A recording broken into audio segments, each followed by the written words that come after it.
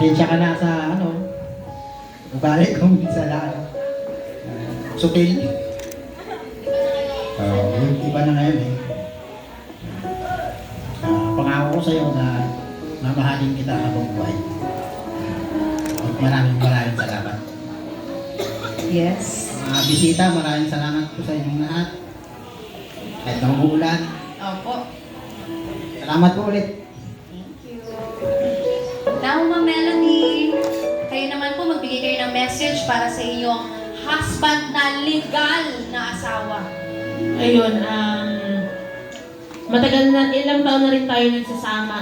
Alam ko, marami ka na rin lesson learned sa kung ano man yung pinagdaanan natin. So, ayun, hoping na magsikap para ma-achieve natin kung ano man yung mga kailangan natin ma-achieve. Kasi syempre, may anak tayo, may mga pangarap din yan in the future. Yun lang, maraming salamat.